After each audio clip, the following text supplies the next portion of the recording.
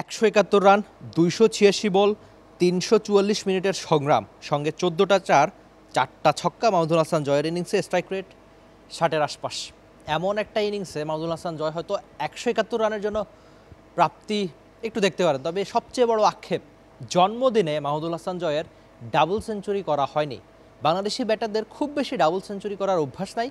মুশফিকুর রহিম, যার নামের সঙ্গে একাধিক ডাবল সেঞ্চুরি রয়েছে, আর সাকিব আর তামিমের নামের সঙ্গে এই টেস্টে কেবলমাত্র ডাবল সেঞ্চুরি রয়েছে। কিন্তু মাহমুদুল হাসান জয়ের জন্মদিনে, হ্যাঁ আজকে 13ই নভেম্বর তার জন্মদিন ছিল, 25তম জন্মদিনে ডাবল সেঞ্চুরি পেলে কিন্তু দারুণই হতো। তবে সেই দারুণ কাজটা মাহমুদুল হাসান জয় আজকের সকালে করতে পারেননি। আজকে মাত্র 6 মিনিট তিনি উইকেটে ছিলেন, খুব বেশি রানও অ্যাড করতে পারেননি।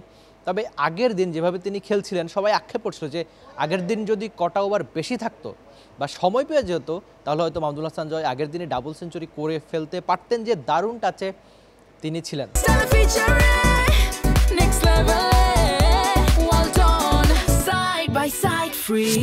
তবে আজকের সকালে, ইনফ্যাক্ট টেস্ট ক্রিকেট এমন একটা খেলা, প্রত্যেক দিন প্রত্যেক সেশনেই তো রং বদলায়, তবে সবচেয়ে বেশি চ্যালেঞ্জটা থাকে যে কোনো দিনের শুরুতে। সেই চ্যালেঞ্জ বাংলাদেশি ব্যাটাররা উতরাতে পারেনি, বিশেষ করে মাহমুদুল হাসান জয়, যার ব্যাটে আপনি আশা করছিলেন একটা ঝকঝকে ডাবল সেঞ্চুরি। তবে তার একটা কামব্যাকের ইনিংসই নিজের নামের মতোই জয়। কামব্যাক কেন বলছি, সবশেষ আপনি যদি 2.5-3 বছর হিসাব করেন, জয়ের সময়টা একদমই ভালো যাচ্ছিল না। ডারবানে যেভাবে তিনি একটা ঝকঝকে সাউথ আফ্রিকার বিপক্ষে সাউথ আফ্রিকার মাটিতে সেঞ্চুরি করেছিলেন, তারপরে নিজেকেই নিজে হারিয়ে খুঁজছিলেন।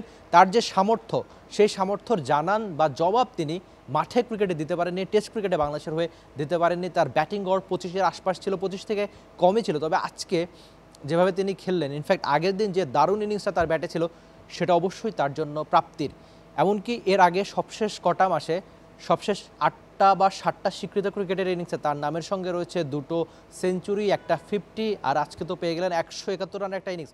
সবশেষ যে এনসিএল হয়েছিল সেটা 4 দিনের বলেন বা টি20 বলেন, ভিন্ন 2 বলের ফরম্যাটে সেঞ্চুরি ছিল তার ব্যাটে। ইনফ্যাক্ট এই সিলেটে এনসিএল টি20তে তার ব্যাটে দেখেছিল সেঞ্চুরি। সেই রান বন্যাটা আরেকবার যেন তিনি বইয়ে রাখলেন, আরেকবার দেখালেন। তবে ওই যে জন্মদিনে ডাবল সেঞ্চুরি না করতে পারা, সেটাই তো সবচেয়ে বড় আক্ষেপ একজন মাহমুদুল হাসান জয়ের।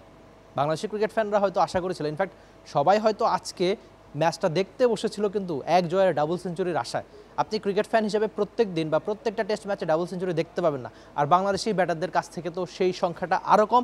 মাহমুদুল হাসান জয়ের ব্যাটে 171 রান, যেটা আবার বাংলাদেশের টেস্ট ইতিহাসের খুব সম্ভবত 8ম সর্বোচ্চ ব্যক্তিগত রানের ইনিংস। তো জয় এমন ইনিংস সামনেও খেলুক, সিলেটে আপাতত তার দারুণ শুরু হয়েছে। আশা করতেই পারি মাহমুদুল হাসান জয় তার এই রান বন্যা থামিয়ে দিবেন না, সামনেও হয়তো অনেকবার দেখাবেন। Rifat Emil, T Sports, Sylhet. For more updates, subscribe to our YouTube channel and click on the bell icon. Follow us on Facebook and Instagram. Download T Sports app to enjoy exciting games and highlights.